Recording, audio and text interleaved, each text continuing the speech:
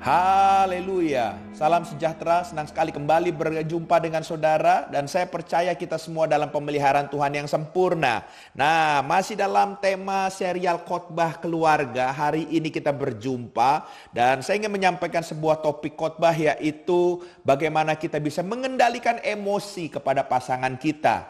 Secara jujur, kita harus berani bersaksi bahwa setiap kita sesungguhnya tidak ada, waktu kita masuk rumah tangga, tidak ada satupun yang tidak pernah mengalami konflik, bukan? Setiap kita pasti pernah mengalami konflik. Tapi hari ini kita mau belajar, kenapa konflik terjadi? Karena biasanya salah satu atau mungkin dua-duanya nggak bisa menahan emosi. Oleh sebab itu, yuk kita belajar tentang emosi supaya kita bisa menahannya. Dan rumah tangga kita akan menjadi rumah tangga yang diberkati oleh Tuhan lebih lagi. Apa sebetulnya emosi? Nah, ini yang harus kita mengerti. Emosi adalah kemarahan tiba-tiba karena tersulut sesuatu. Biasanya kita lagi bercanda-bercanda, lagi tertawa-tertawa. Kita tiba-tiba dengar sesuatu. Kita bisa langsung tinggi. Nah, itu emosi, saudara. Tersulut, saudara, ya. Dan akhirnya meninggi. Meninggi mulai dari suara kita dan lain sebagainya, saudara, ya. Nah, saudara terkasih dalam Tuhan, yuk kita sama-sama belajar dalam sebuah keluarga. Perbedaan boleh ada, konflik bisa aja mungkin terjadi kapanpun, tapi emosi harus kita kendalikan sehingga segala sesuatu yang terjadi itu tidak mendatangkan masalah demi masalah, tapi bisa segera teratasi dan nama Tuhan akan dipermuliakan melalui keluarga kita. Yang pertama, bagaimana kita bisa mengendalikan emosi? Mazmur pasal 37 ayat yang ke-8 dikatakan begini, berhentilah marah dan tinggalkanlah panas hati itu. Jangan marah, itu hanya membawa kepada kejahatan. Saudara, dengan jelas saudara, ini adalah sesuatu yang kita harus dengar firman Tuhan ini. Dimulai, berhentilah marah, tinggalkan panas hati, bahkan jangan marah. Saudara, ini seperti hal-hal rambu-rambu buat kita. Nah, saudara bisa nggak emosi kalau ada rambu-rambu dalam hidup kita? Bagaimana rambu-rambu itu bisa ada? Kalau kita punya kehidupan doa yang baik, hubungan kita dengan Tuhan baik, dan tentunya ada Roh Kudus yang mengingatkan kita. So, hari ini poin yang pertama supaya saudara nggak emosian, saudara harus hidup mau dipimpin oleh Roh Kudus dengan kehidupan doa. Nah, itu yang pertama, saudara. Lalu yang kedua, saudara terkasih dalam Tuhan, Efesus pasal yang keempat, ayat yang kedua, dikatakan begini, hendaklah kamu selalu rendah hati, lemah lembut dan sabar. Tunjukkanlah kasihmu dalam hal saling membantu. Jadi hal yang kedua, supaya kita bisa meredam emosi kita, kita harus belajar sabar. Sabarlah dengan pasangan saudara. Pasangan saudara nggak sempurna, seperti dia juga harus sabar sama saudara, saudara juga nggak sempurna. Belajarlah saling sabar, saudara. Kenapa? Karena semua yang terjadi tetap dalam kontrol Tuhan. Percayakan rumah tangga saudara dalam kontrol Tuhan. Maka saudara akan bisa sabar, menghadapi apapun juga. Saudara harus sabar, berkata-kata harus dengan sabar, bertindak harus dengan sabar. Segala sesuatu lakukan dengan sabar. Dan saya percaya saudara bisa mengelola emosi saudara, maka rumah tangga dan hubungan saudara akan baik adanya. Yang ketiga, 1 Tesalonika pasal 4 ayat yang ke-9 dikatakan begini, tentang kasih persaudaraan tidak perlu dituliskan kepadamu, karena perhatikan baik-baik, kamu sendiri telah belajar kasih mengasihi dari Allah. Jadi hal yang ketiga, saudara, belajar mengasihi seperti Kristus mengasihi kita.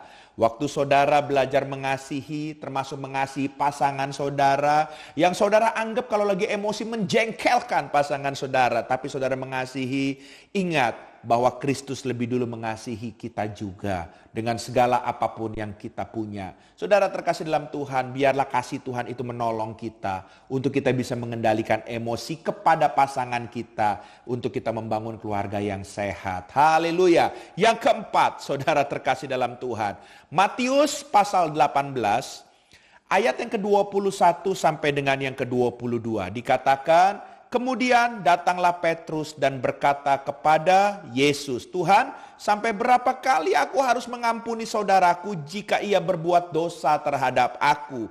Sampai 7 kali. Ayat 22 dikatakan, Yesus berkata, bukan, aku berkata kepadamu bukan sampai 7 kali, melainkan 70 kali 7 kali. Saudara terkasih dalam Tuhan, hal yang luar biasa. Saudara mengampuni tidak boleh dibatasi, dihitung-hitung. Tapi sebanyak mungkin saudara bisa mengampuni, mengampunilah. Ya, mengampuni harus menjadi gaya hidup. Bukannya artinya kita juga saudara yang diampuni terus kita buat salah lagi, buat salah. Bukan. Tapi dari sisi kita, belajarlah saling mengampuni. Kalau memang ada kesalahan, ada kekurangan, ada keteledoran yang dibuat pasangan kita, saling mengampuni. Itu adalah kunci. Waktu saudara punya hati yang mau mengampuni pasangan saudara, maka emosi saudara akan teredam. Ya, haleluya. Sekalipun memang dia salah, tapi biarlah didasari hati yang mau mengampuni terlebih dahulu. Yang terakhir, saudara, yang kelima, ya, Yesaya pasal 30 ayat yang ke-15 dikatakan, sebab beginilah firman Tuhan Allah yang Maha Kudus, Allah Israel, dengan bertobat dan tinggal diam, kamu akan diselamatkan. Dan dalam tinggal tenang dan percaya terletak kekuatanmu, tetapi kamu enggan. Saya percaya kita semua bukan bilangan yang enggan. Kita mau berkata, yes, kita mau. Yes, kita siap. Ya, oleh sebab itu saudara terkasih dalam Tuhan, hal yang kelima, supaya kita bisa tidak emosional, kita harus belajar tenang menguasai diri kita.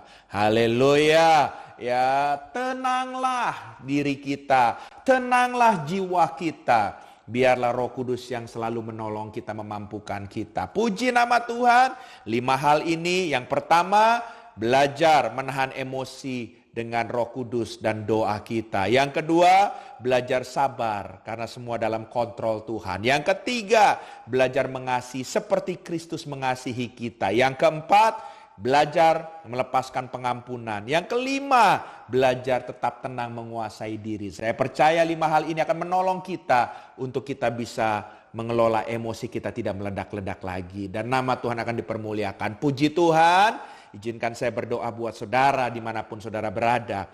Bapa yang baik, hamba berdoa dimanapun kami saat ini. Apapun pergumulan kami tahu kami tidak sempurna. Dan seringkali kami dan pasangan kami nggak bisa menahan emosi kami. Tapi saat ini firman Tuhan mengajarkan kami satu hal, kami mau merubahnya Tuhan supaya kami bisa seturut firman Tuhan. Dan biarlah hari ini hamba berdoa, Roh Kudus tolong kami, mampukan kami supaya kami bisa memanage, mengendalikan emosi kami. Emosi kami akan menjadi emosi yang stabil dan jiwa kami akan menjadi jiwa yang sehat. Sehingga rumah tangga kami akan menjadi rumah tangga yang berbahagia.